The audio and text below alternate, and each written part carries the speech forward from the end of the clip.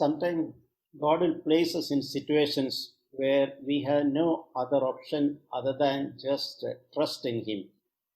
कभी कभी परमेश्वर हमें ऐसे परिस्थितियों के बीच में रखता है जहां हमें और कोई हमारे पास चुनाव ही नहीं होता बजाय इसके कि हम उसमें भरोसा करें। Those are wonderful opportunities when we can taste the faithfulness of God in our life.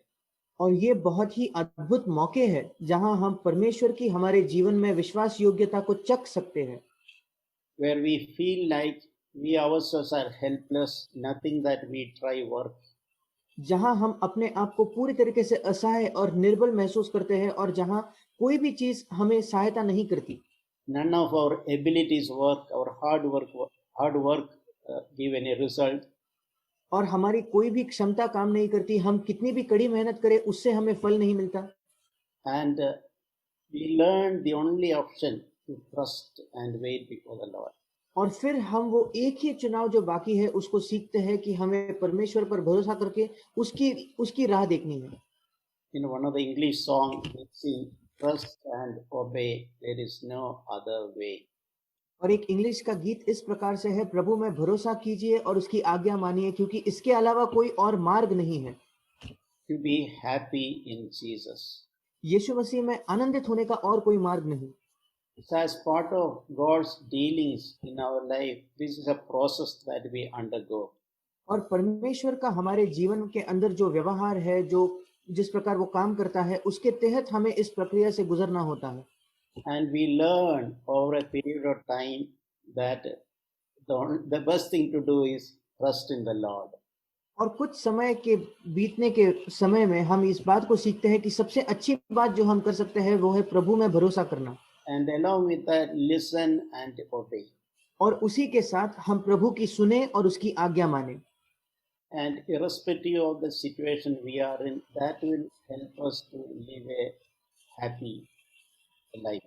और फिर हम कोई भी परिस्थिति में क्यों ना हो, ये हमारी सहायता करेगा कि हम एक आनंदी जीवन जी पाए। We read in 2 Chronicles chapter 20. दूसरा इतिहास इसके 20 अध्याय में हम पढ़ते हैं। This is a situation where the king Jehoshaphat was faced with a large enemy beyond his ability. और यहाँ हम एक ऐसी परिस्थिति पढ़ते हैं जहाँ यहोशापात नामक जो राजा था, वो उसके सामने एक ऐसी बड़ी सेना आई थी जो बिल्कुल उसके सामर्थ्य से बाहर थी। That was a situation where he, within his own resources, he could not face those challenges. उसकी परिस्थिति ऐसे थी कि उसके पास जो क्षमता, उसके पास जो कुछ उपलब्ध था, उनके मदद से वो इस परिस्थिति को जीत नहीं सकता था। So he accepted that reality. और यहोशापात राजा ने ये जो वास्तविकता था इसको स्वीकार की। We read on how he prayed in 2 Chronicles 20 and verse 12.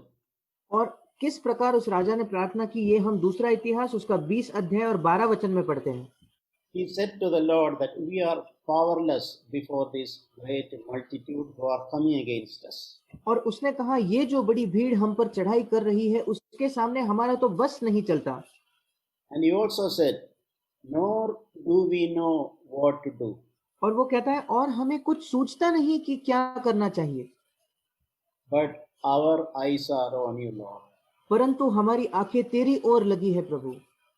In my own personal life, I have encountered many situations in life. मेरे व्यक्तिगत जीवन में भी मैंने ऐसे कई परिस्थितियों को अपने जीवन में देखा है where the situation is so enormous to deal with. जहां परिस्थिति जो मेरे सामने है वो इतनी बड़ी होती है कि उसके साथ कैसे निपटे समझ नहीं आता।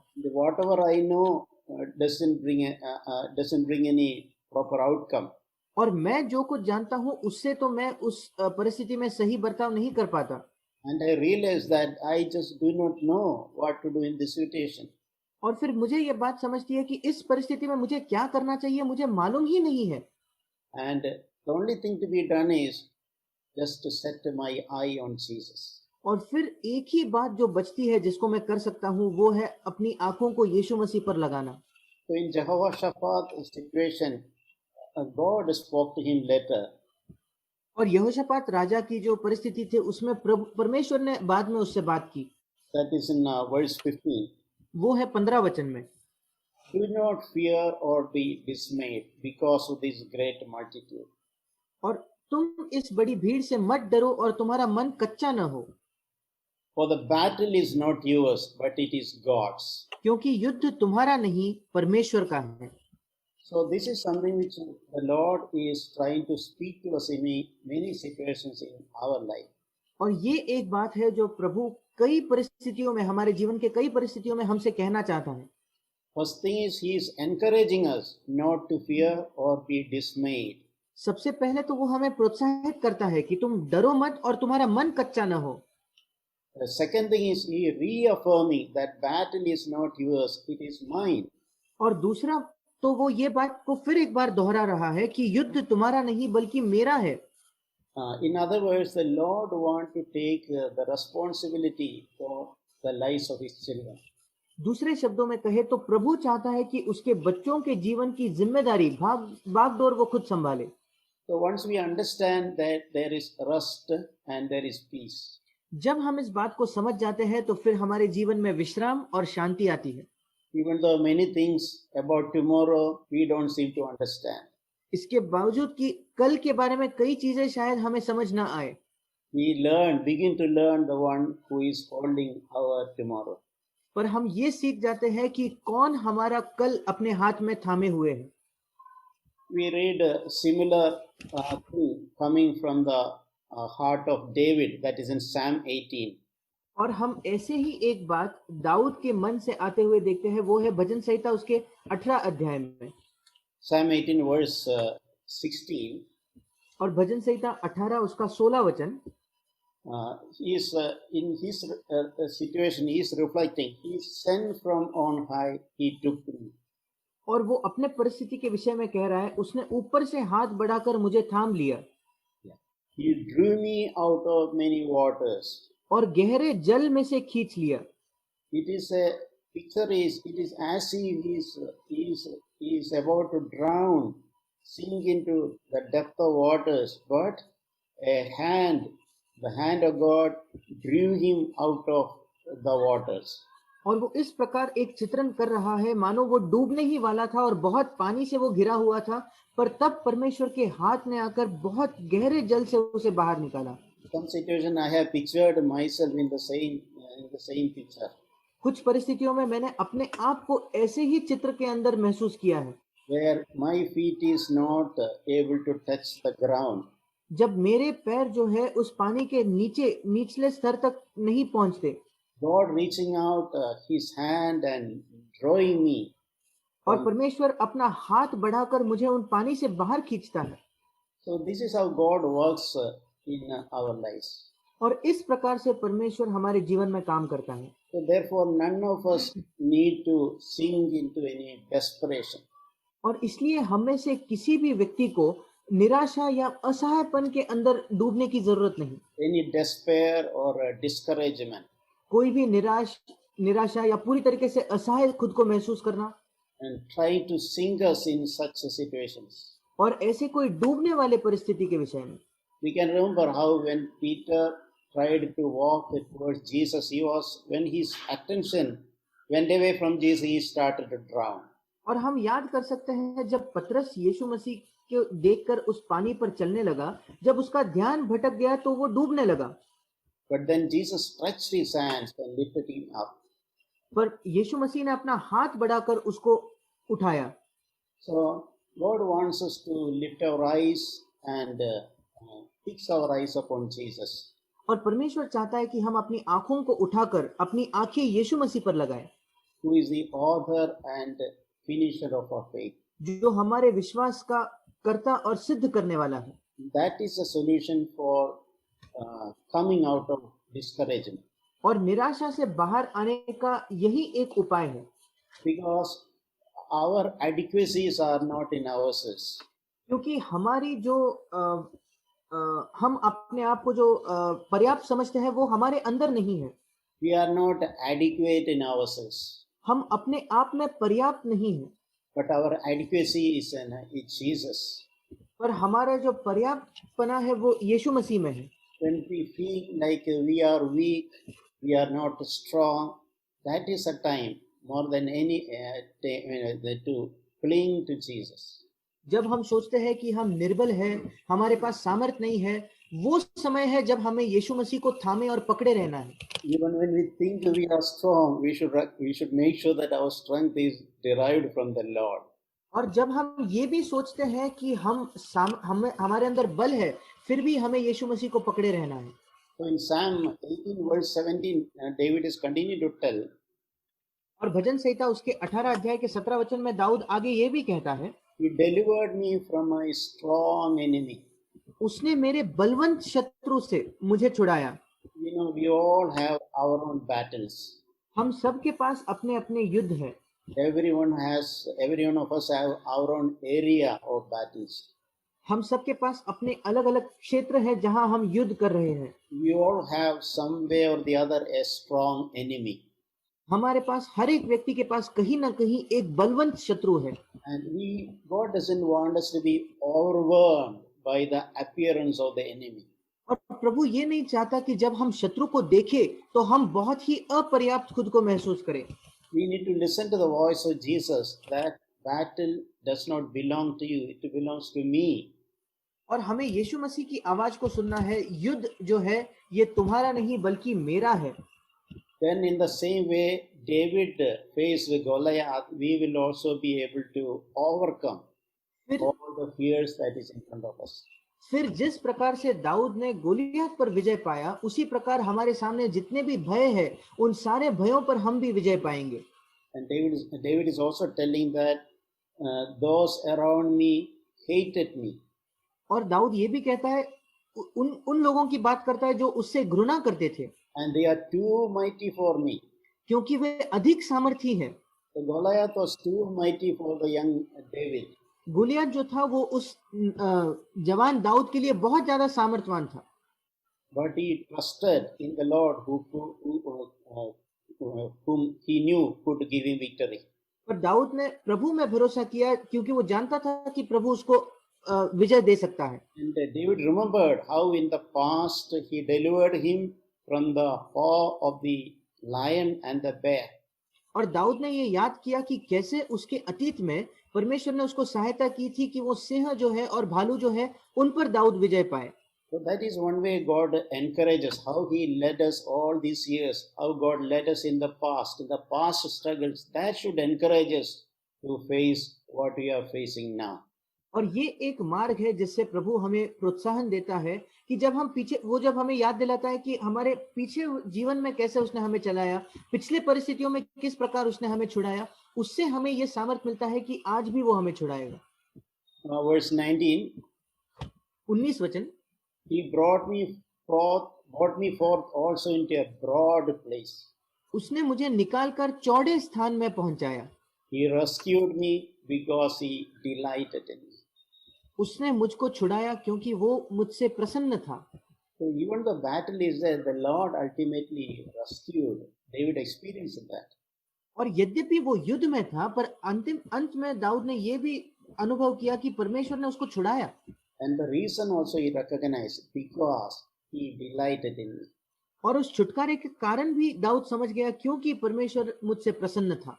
Certain things we need to hear again and again till it sinks into our hearts. कुछ बातें होती है जो हमें वापस और वापस दोबारा सुननी होती है जब तक कि वो हमारे हृदय में बैठ न जाए। One of such things, the need to be secured in the love of God. और एक बात उनमें से एक बात ये है कि परमेश्वर का हमारे प्रति जो प्रेम है उसमें सुरक्षित महसूस करना। Because with our own goodness or our own holy life, we cannot save ourselves. क्योंकि हमारे भलाई से, हमारे अपने पवित्र जीवन से हम अपने आप को बचा नहीं सकते। He saves us because he delights in us, he loves us. वो हमें बचाता है, छुटकारा देता है क्योंकि वो हमसे प्रसन्न है, वो हमसे प्रेम करता है। So our heart should be always established in that God's love. और हमारा हृदय जो है वो हर समय परमेश्वर के प्रेम में बिल्कुल सुरक्षित होना चाहिए, स्थापित होना चाहिए। Isaiah chapter 43, यशायाह नबी की पुस्तक उसका 43 अध्याय verse 1. और उसका पहला वचन, The Lord is telling the children of Israel, और प्रभु यहाँ इसराइलियों को कहता है, Do not fear, for I have redeemed you. मत डर क्योंकि मैंने तुझे छुड़ा लिया है, I have called you by name. मैंने तुझे नाम लेकर बुलाया है, You are mine. तू मेरा ही है। This passage is something tremendously encouraged me personally. ये एक ऐसा वचन है जिसने बहुत ज्यादा मुझे प्रोत्साहित किया है व्यक्तिगत तौर पर। We can almost feel like the Lord is personally calling out my name. और मैं ऐसा सोचता हूँ कि मानो प्रभु मेरा नाम लेकर मुझे बुला रहा है And encourage me to drive out fear. और प्रभु मुझे प्रोत्साहित कर रहा है कि मैं सारे भय को मेरे जीवन से निकालूं। And it is He who is redeeming. और वो है जो मुझे छुड़ा रहा है। And the reason also said, because I am called by, he calls me by name. और इसका कारण भी दिया है क्योंकि वो मुझे नाम लेकर बुलाता है। And he's reaffirming that I belong to him. You are mine. और वो फिर एक बार इस बात को पुनः स्थापित कर रहा है कि मैं उसका हूँ। So, dear brothers and sisters, we all should recognize this truth that we belong to the Lord. और इसलिए मेरे प्रिय भाई और बहनों, हम सबको इस सत्य को जानना है कि हम प्रभु के हैं। When we learn to abandon ourselves into the hands of the loving God, जब हम इस बात को सीखते हैं कि हम अपने आप को एक प्रेमी पिता के हाथ में छोड़ दें, that is when we experience security in our life. फिर हम अपने जीवन में एक सुरक्षा को महसूस करेंगे। In verse 2, Isaiah 43, we read, when you pass through the waters, I will be with you. और यशायाह 43 उसका दूसरा वचन कहता है, जब तू जल में होकर जाए मैं तेरे संग संग रहूंगा। That means God's children may pass through the waters. इसका मतलब परमेश्वर के बच्चे भी जल में से होकर गुजरेंगे। But the Lord is promising that I will be there with you. पर प्रभु इस बात का वायदा देते हैं कि मैं तुम्हारे साथ रहूंगा। You may even pass through rivers, but they will not overflow over you. और शायद तुम नदियों में से होकर चलो तब भी वे तुम्हें डुबा न सकेंगी। And even when you are walking through the fire, you will not be scorched.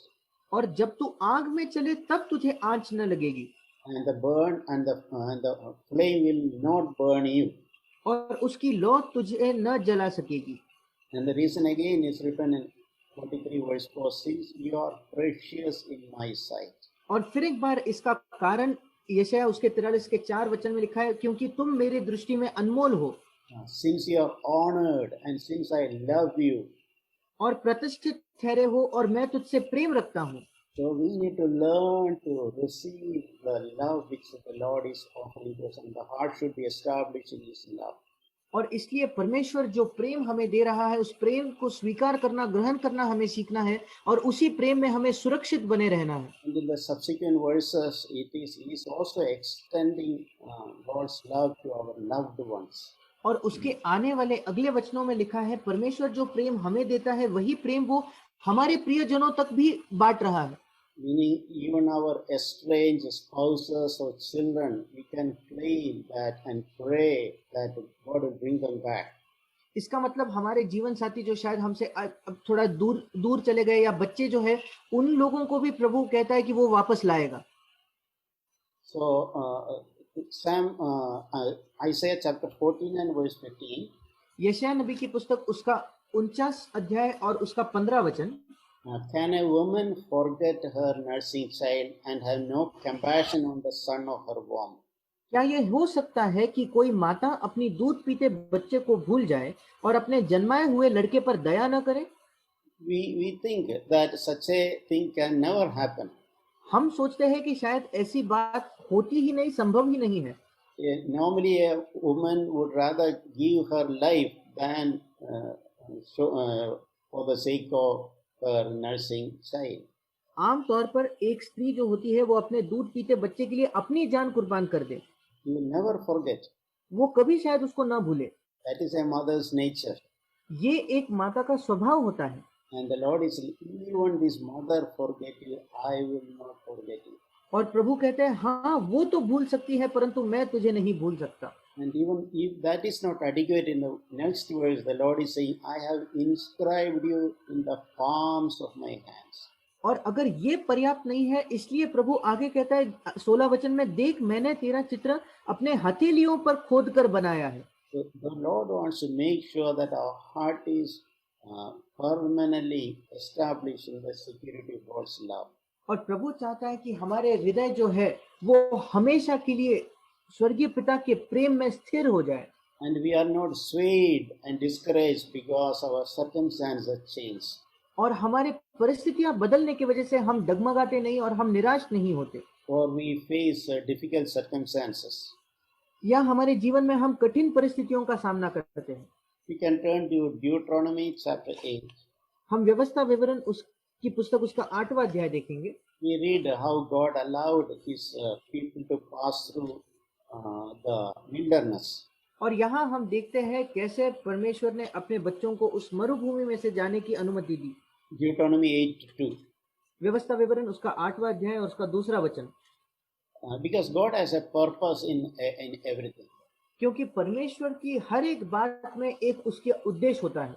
You shall remember all the way which the Lord your God has led you in the wilderness for 40 years. और स्मरण रख कि तेरा परमेश्वर यहोवा उन 40 वर्षों में तुझे सारे जंगल के मार्ग में से कैसे लाया। Sometimes the Lord can lead us in the wilderness. कई बार प्रभु हमें खुद उस जंगल या मरुभूमि में ले जा सकता है।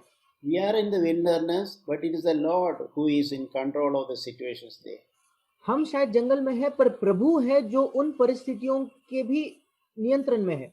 And the purpose is written there to humble you, और उसका उद्देश्य भी यहाँ लिखा गया है ताकि वो तुझे नम्र बनाए, to test you, ताकि वो तेरी परीक्षा करे and to see what is in our heart. और ये जान ले कि हमारे मन में क्या है। This is why it's all the way, all the time, we always should know what is in our heart. और इसलिए हर बार हर समय हमें ये बात जानना जरूरी है कि हमारे मन में क्या है। So God is interested to know what is in our heart. और प्रभु भी इसी बात में रुचि रखता है कि हमारे हृदय में क्या है। God is always interested to know in every one of us in what is passing through, what is our heart attitude. और प्रभु हर समय यही सोच रहा है, यही देख रहा है कि हमारे हृदय में और हमारे मन में क्या है, हमारा स्वभाव कैसा है। When you are in the wilderness, we are complaining and murmuring, and we are not believing, we are not trusting. अगर हम उस जंगल में कुड़कुड़ाते हैं, शिकायत करते हैं, हम भरोसा नहीं करते, And we are rebelling, और शायद हम बलवा कर रहे हैं, and it says that you want to know whether we will keep his commandments or not. और यहाँ लिखा है कि वो जानना चाहता था कि हम उसकी आज्ञाओं का पालन करेंगे या नहीं। And God also humbled them and let them be hungry. और आगे ये भी लिखा है कि प्रभु ने उन्हें नम्र किया और भूखा भी होने दिया। But he did not let them become hungry, and he did not allow them to die. पर प्रभु ने उनको इतना भूखा नहीं होने दिया ताकि वो मर जाए, But he fed them with the manna which they did not know. बल्कि प्रभु ने उन्हें मन्ना देकर खिलाया जिसको वो नहीं जानते थे। So I was thinking about that situation. और मैं इस परिस्थिति के विषय में सोच रहा था। God used to shower manna enough for a day. और प्रभु जो है आसमान से उस मन्ना को गिराते थे जो एक दिन के लिए पर्याप्त होता था। That manna they gather in the morning is good only just for that single day. जितना मन्ना वो उस सुबह इकट्ठा करते थे वो बस उस दिन के लिए पर्याप्त होता था, Not for the second day, except the Sabbath. अगले दिन के लिए वो कभी भी पर्याप्त नहीं होता था। सिर्फ सब्बात के दिन 2 दिन के लिए उनको मिलता था। And if they store it for the next day, it will get spoiled. और अगर वो अगले दिन तक उस मन्ना को बचाए रखते तो फिर उसमें कीड़े पड़ जाते। So the only way they have left is just trust God for tomorrow. इसका मतलब उनके पास एक ही मार्ग बचता था कि वो अगले दिन के लिए भी प्रभु में भरोसा रखें। So that is a wonderful way in which the Lord was interested in teaching the lesson of trusting, leaning on Him. और ये एक अद्भुत तरीका था जैसे प्रभु चाहता था इन लोगों को वो सिखाए अपने आप पर भरोसा करना और उस पर निर्भर रहना। Even when they were hungry and in need. जब वो भूखे भी थे और जब उनको जरूरत भी थी। And we know in the wilderness there is no business, there is no work, there is no salary. Your ability, skill, education, nothing of any use there. और हम जानते हैं कि जंगल में कोई व्यवसाय नहीं है, कोई काम नहीं है, कोई आय नहीं है, और वहां हमारी जो क्षमता है, हमारी जो पढ़ाई है, किसी काम की नहीं। So the one main purpose of the Lord was God wanted to teach them that man shall not live by bread alone, but man lives by everything that proceed out of the mouth of the Lord. और ये सब करने के पीछे परमेश्वर का उद्देश्य ये था कि मनुष्य सीखे कि वो केवल रोटी ही से नहीं जीवित रहता, परंतु जो जो वचन यहोवा के मुंह से निकलते हैं उन्हीं से वो जीवित रहता है। And even today, through these lessons learned by the children of Israel, God wants us to teach the same lesson. और आज भी जो पाठ प्रभु चाहता था कि इस्राएल के लोग सीखे, प्रभु चाहता है कि हम भी इन पाठों को सीखें। God is still encouraging his children to teach, not to lean on the earthly manna, earthly resources, but to learn to live by everything that proceeds from the mouth of the Lord. और प्रभु आज भी चाहता है कि उसके बच्चे जो है वो उस पर निर्भर होकर, इस पृथ्वी के जो स्रोत है, इस पृथ्वी की चीजों पर निर्भर न होते हुए उसके मुख से निकलने वाले वचनों के द्वारा जीवित रहे। Our trust should never be in the uncertain riches, but in God who richly provides all things to himself. हमारा भरोसा कभी भी इस अनिश्चित धन पे नहीं होना चाहिए, बल्कि उस प्रभु में होना चाहिए जो हर बार हमारे आनंद के लिए बहुत बहुतायत से हमें देता है। And their clothing did not wear out on them, nor did their foot swell, even they walked for 40 long years. और चौथे वचन में लिखा है, इन 40 वर्षों में ना उनके वस्त्र पुराने हुए और ना उनके पांव फूले। And God wanted to teach them that God is sufficient in all situations. और प्रभु उनको सिखाना चाहता था कि वो हर परिस्थिति में काफी और पर्याप्त है। God's hands are not shortened in any situation to help his children. किसी भी परिस्थिति में परमेश्वर का हाथ छोटा नहीं पड़ गया कि वो अपने बच्चों की सहायता न कर सके।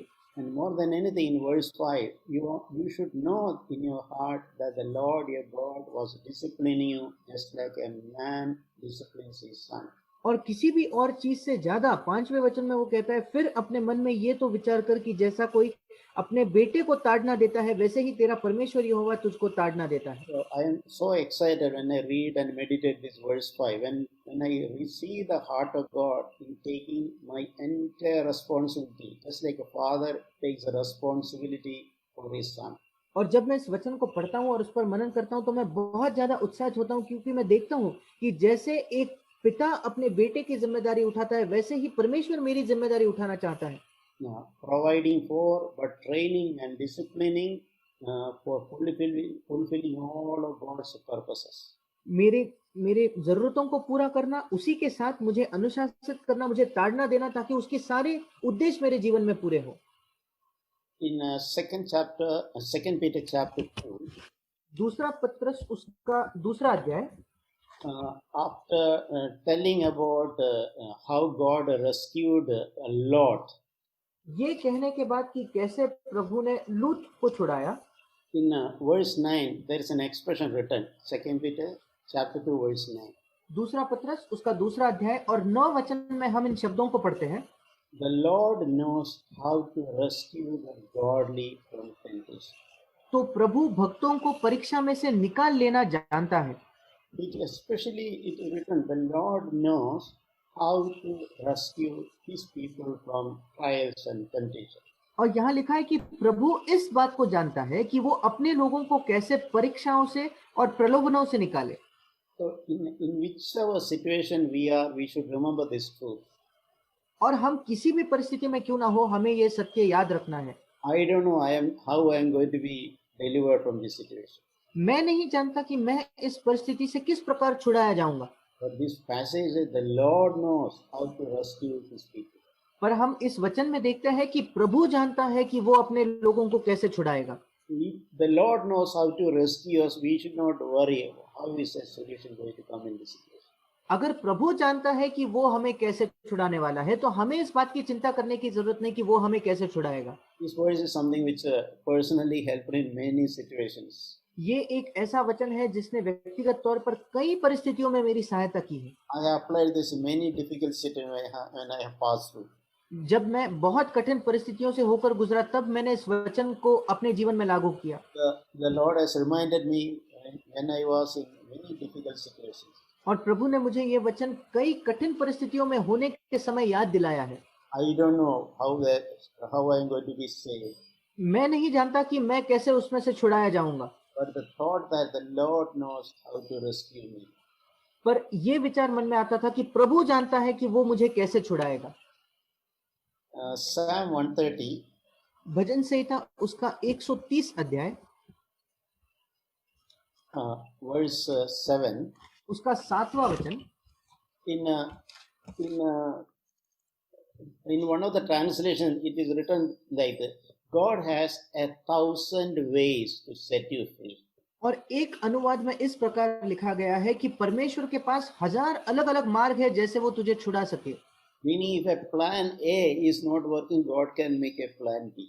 मानो अगर पहली योजना असफल रहे तो प्रभु दूसरी योजना बना सकता है।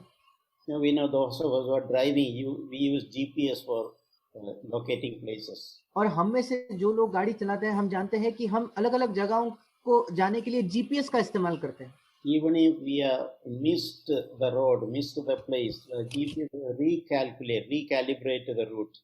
और अगर हम रास्ता चूक भी जाए, अगर हम गलत रास्ते पे जाए, फिर भी वो जो जीपीएस है वो एक नया रास्ता तुरंत हमें दिखाता है And guide us to the destination.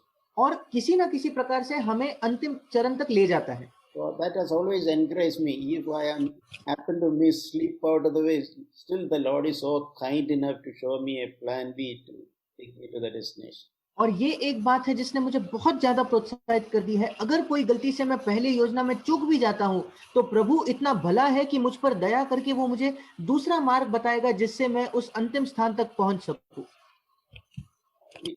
If we can open Hebrews chapter 13. हम इब्रानियों की पत्री उसका 13 अध्याय पढ़ेंगे। A few things are written there. और यहाँ कुछ बातों को हम देखते हैं। In verse 5, 5वां वचन, a promise that I will never desert you. और यहाँ एक वायदा है कि मैं तुझे कभी नहीं छोड़ूंगा, I will never ever forsake you.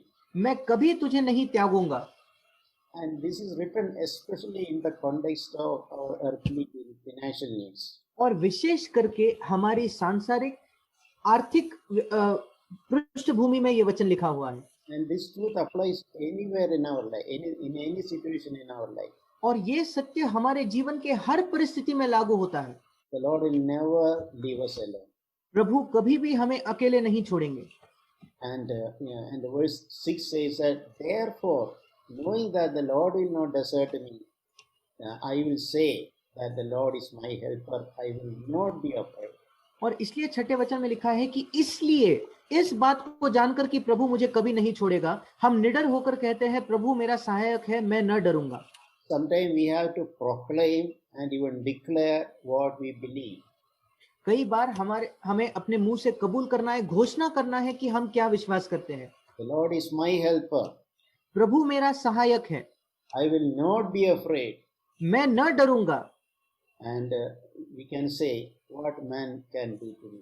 और फिर हम भी कह सकते हैं मनुष्य मेरा क्या कर सकता है। And in verse 8, Jesus is the same yesterday, today and forever. और फिर 8वें वचन में यीशु मसीह कल और आज और युगान युग एक सा है। We know sometimes we feel very elated, sometimes we may feel discouraged.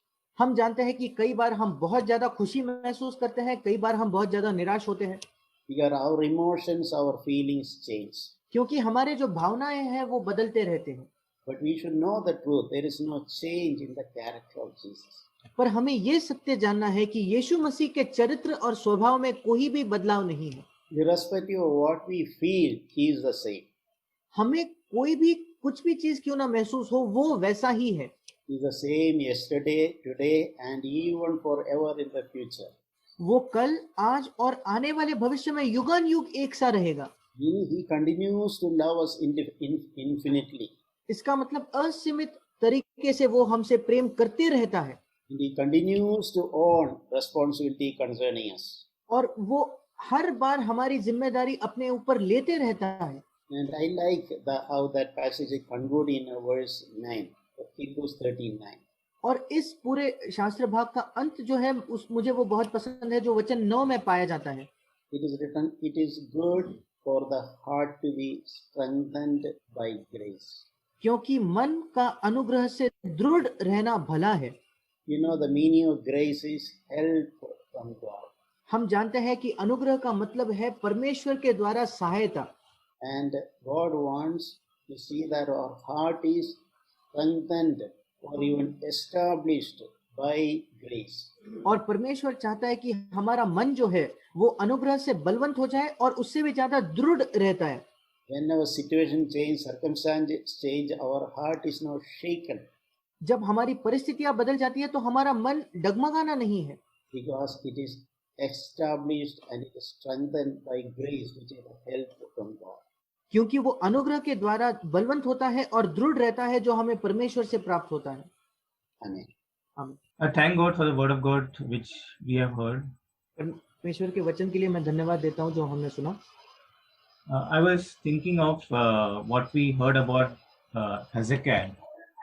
और मैं हेzekiah राजा के विषय में सोच रहा था. So in these days I was also reading something from the book of Chronicles. और मैं भी इन दिनों इतिहास के पुस्तक से कुछ पढ़ रहा था. And one thing which I noticed about the kings is this. और उन राजाओं के विषय में एक बात जो मैंने देखी वो ये है कि that they were very much sometimes when God in their difficulties they cried out to the Lord. और कई बार जब उनकी कठिन परिस्थितियां आती थी तो वो प्रभु को बुलाते थे, प्रभु को पुकारते थे. And then God helped them and rescued them out of that difficulty. और फिर परमेश्वर उनकी मदद करता था और उस कठिन परिस्थितियों से उनको छुड़ाता था. And after that they become very proud. और उसके बाद वो बहुत घमंड से भर जाते थे. And many times we can read that in Second Chronicles. और हम इसको दूसरे इतिहास में कई बार पढ़ते हैं. So I was thinking in Second Chronicles chapter 20. और दूसरा इतिहास उसका 20 अध्याय. We read about how God rescued Jehoshaphat. और हम देखते हैं कैसे परमेश्वर ने यहोशापात को छुड़ाया. And after that, immediately after that, in verse 35, it is written that after that, this Jehoshaphat, king of Judah, allied himself with Ahaziah, king of Israel. और इसके तुरंत बाद हम पढ़ते हैं दूसरा इतिहास 20 अध्याय उसका 35 वचन. इसके बाद यहूदा के राजा यहोशापात ने इस्राएल के राजा अहज्या से जो बड़ी दुष्टता करता था मेल किया. So immediately after the God's blessing and God working in his life, he immediately could not remain faithful to that God. परमेश्वर के आशीष के बाद परमेश्वर का उसके जीवन में कार्य देखने के तुरंत बाद हम देखते हैं कि वो परमेश्वर के प्रति विश्वास योग्य नहीं बना रहा. We also read in Isaiah chapter 39. यशायाह नबी की पुस्तक उसके 39 अध्याय में भी हम पढ़ते हैं. In verse 7 and 8. 7 और 8 वचन में. So here there is an incident where the king of Babylon had come to visit Hezekiah. और यहाँ एक ऐसी घटना है जहाँ बेबीलोन का जो राजा है वो हिजकिय्याह को मिलने आता है.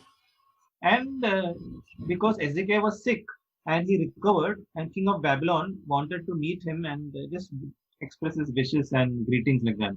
क्योंकि हिजकिय्याह राजा रोगी हो गया था और फिर वो चंगा हो गया, इसलिए बेबीलोन का राजा जो था उसके पास जाकर उसको भेंट करना चाहता था. And Hezekiah showed the king of Babylon everything in his kingdom. और हिजकिय्याह राजा ने बाबिलोन के राजा को अपने राज्य में जो कुछ था वो सारी बातों को दिखाया. In verse 2 it says he showed them all his treasure house, the silver and the gold and the spices and the precious oil and the whole armory and all that was found in his treasuries. और दूसरे वचन में लिखा है इसलिए उसने अपने अनमोल पदार्थों का भंडार और चांदी, सोना, सुगंध द्रव्य, उत्तम तेल और अपने हथियारों का सब घर और अपने भंडारों में जो जो वस्तुएं थी वे सब उनको दिखलाई. So it is a heart of pride which wanted to show everything that he had. और ये एक घमंड से भरा हुआ हृदय था जो चाहता था कि उसके पास जो कुछ है वो इनको दिखाए. And immediately Isaiah told Hezekiah, hear the word of the Lord in verse 5. The word of the Lord of hosts, behold, the days are coming when all that is in your house and all that your fathers have laid up in store to this day will be carried to Babylon and nothing will be left. और तुरंत यशाया आकर हिजकिय्याह से 5वें वचन में कहता है, सेनाओं के यहोवा का ये वचन सुन ले। 6वां वचन, ऐसे दिन आने वाले हैं जिनमें जो कुछ तेरे भवन में है और जो कुछ आज के दिन तक तेरे पुरखाओं का रखा हुआ तेरे भंडारों में है, वो सब बेबीलोन को उठ जाएगा। Yeah, so we see that God immediately resists that pride which was in his heart. और हम देखते हैं कि तुरंत उसके हृदय में जो घमंड है उसका विरोध प्रभु करता है। And we also see of another king, King Asa. और हम एक और राजा के विषय में भी देखते हैं, उसका नाम था आसा। We read of him in 2nd Chronicles chapter 16. और हम उसके विषय में दूसरा इतिहास इसका 16वां अध्याय में पढ़ते हैं। And he also tried to have alliance with some other king instead of trusting in God. और इसने भी प्रभु में भरोसा रखने के बजाय किसी और राजा से मेल करने की कोशिश की। We read of the life of Asa. Initially, he had a heart to come to God and to humble before Him and to correct many things. और हम आशा के विषय जीवन के विषय में पढ़ते हैं कि पहले तो उसके पास एक हृदय था कि वो अपने आप को नम्र करके प्रभु के सामने आए और इस्राएल में कई चीजों को वो सुधारे। But later on, he started trusting in somebody else instead of trusting in God. पर आगे चलकर प्रभु में भरोसा रखने के बजाय वो और लोगों में भरोसा रखने लगा। And in verse chapter 16, 2nd Chronicles chapter 16 verse 9, और yeah, दूसरा इतिहास 16 अध्याय और उसका 9 वचन, the prophet comes and tells him, for the eyes of the Lord move to and fro throughout the earth, that he may strongly support those whose heart are completely his. और भविष्यद्वक्ता आकर उसको कहता है, देख यहोवा की दृष्टि सारी पृथ्वी पर इसलिए फिरती रहती है कि जिनका मन उसकी ओर निष्कपट रहता है, उनकी सहायता में वो अपनी सामर्थ दिखाए। You have acted foolishly in this. तूने ये काम मूर्खता से किया है। Indeed, from now on you will have wars. इसलिए अब से तू लड़ाइयों में फंसा रहेगा। So when that prophet told him about this, instead of accepting that correction, he got angry on that prophet. और जब भविष्यद्वक्ता ने उसको ये बात बताई तो उस सुधार को स्वीकार करने के बजाय ये उस दर्शी पर ही क्रोधित हुआ। And he put him in the prison. और उसने उसको बंदी गृह में डाल दिया। And after that, God disciplined Asa and gave him a sickness. और इसके बाद प्रभु ने आसा राजा को अनुशासित करके उसको एक रोग दिया। In verse 12 it says, his disease was severe, yet even in his disease he did not seek the Lord but the physicians. और 12 वचन में लिखा है कि वो रोग अत्यंत बढ़ गया तो भी उसने रोगी होकर यहोवा की नहीं वैद्यों ही की शरण ली। So it is good for us whenever we fall sick to come to God to see our lives if there is anything displeasing to God. और इसलिए जब कभी हम बीमार होते हैं तो ये बहुत अच्छी आदत है कि हम प्रभु के सामने आकर अपने आप को जांचे कि क्या हमारे जीवन में ऐसा कुछ है जो प्रभु को अप्रसन्न करता हो। And we should not have a heart like Asa, who even when he was sick, he did not seek the Lord but only sought the doctors.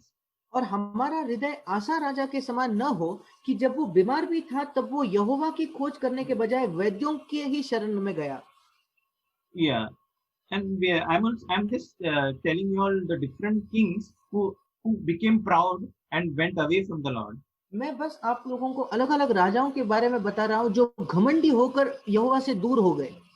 I was also reading about Uzziah in 2nd Chronicles chapter 26.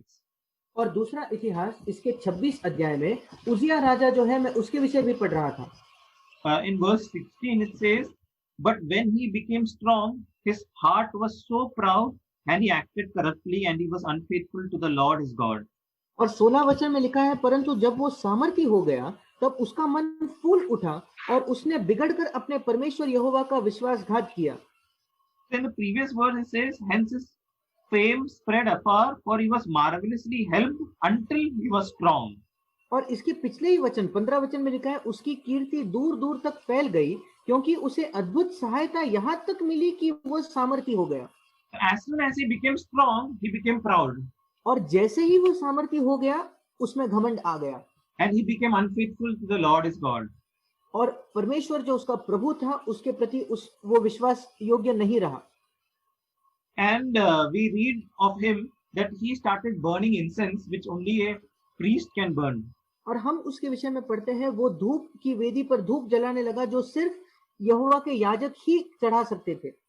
And the priest came to him, we read in verse 18, the last part, and told him, get out of the sanctuary, for you have been unfaithful and you have no honor from Lord God. और 18 वचन के अंत में वो याजक आकर उसको कहते हैं, तू पवित्र स्थान से निकल जा, तूने विश्वासघात किया है यहोवा परमेश्वर की ओर से, यह तेरी महिमा का कारण न होगा। And he, instead of humbling himself at that time, we read in verse 19, but Uzziah with the censer in his hand for burning incense was enraged, and while he was enraged with the priest, the leprosy broke out on his forehead. और इसके बजाय कि वो ये सुनकर अपने आप को नम्र करे, 19 वचन में हम पढ़ते हैं कि तब उजिया धूप जलाने को धूपदान हाथ में लिए हुए झुंझला उठा। वह याजकों पर झुंझला रहा था कि याजकों के देखते देखते यहोवा के भवन में धूप की वेदी के पास ही उसके माथे पर कोढ़ प्रकट हुआ। So he had a leprosy all his life. और उसके जीवन भर उसको ये कोढ़ था। Because of his arrogance and because he did not humble himself. उसके घमंड के कारण और क्योंकि उसने अपने आप को नम्र नहीं किया।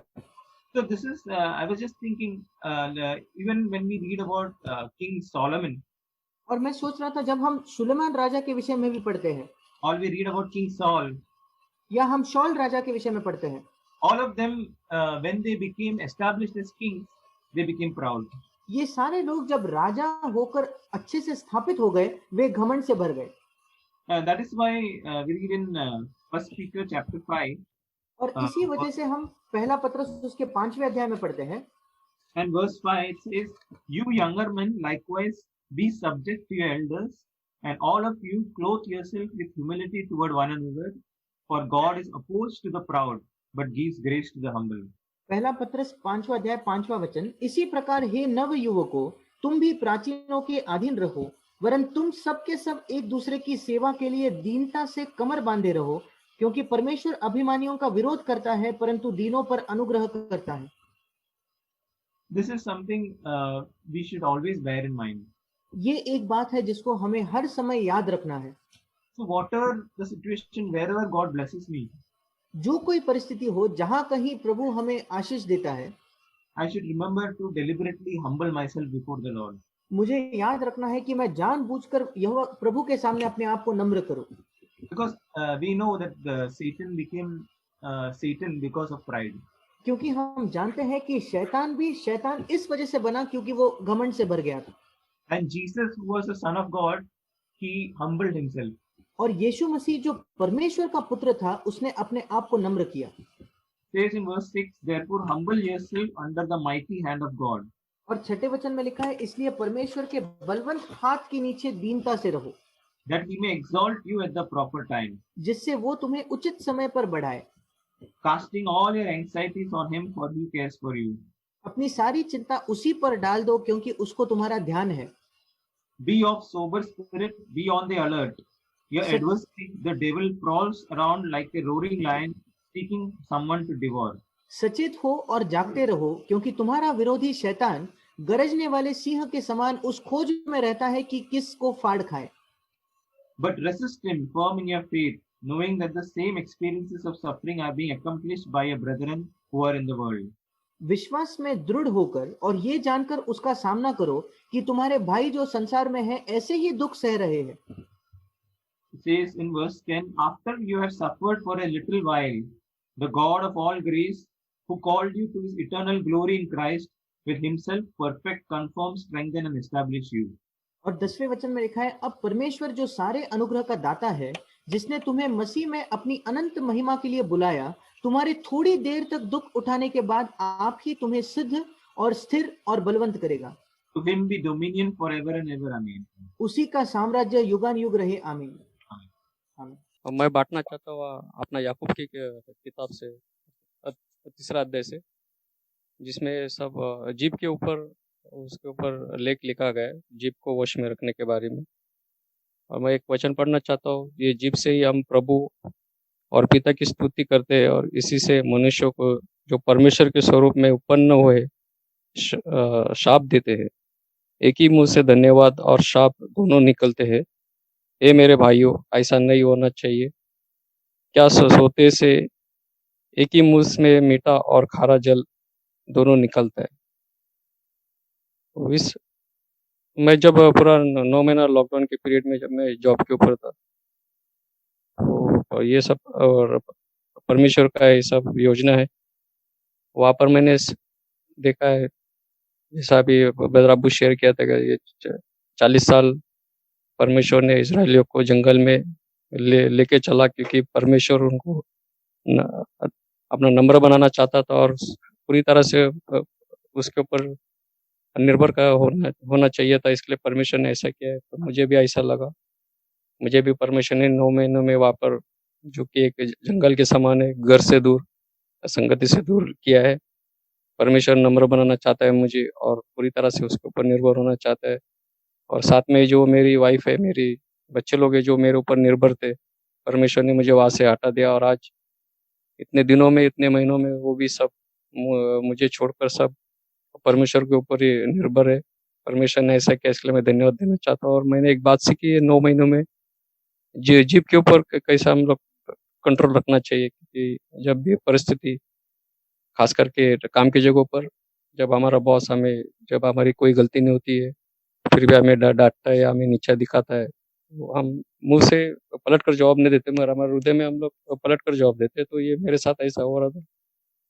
क्या मेरा मैडम मैडम है, जो बिना वजह मुझे चिल्लाती है या मुझे ठीक तरह से मुझसे बात नहीं करती, तो मैंने सोचा यार मैं कोई गलती नहीं कर रहा हूँ, फिर भी मुझे मैडम डाँट रही है, तो इसके बारे में मैं रात भर सोचते रहता था, परमेश्वर से बातें करता था, परमेश्वर मुझे क्या करना चाहिए? तो परमेश्वर ने मुझसे कहा क्या, उसका जीभ उसका है, आपका जीभ आपका है। आप बाइबल पढ़ते हैं, आप क्रिस्ती हैं, तो आपको क्या करना है, आपको अच्छी तरह पता है।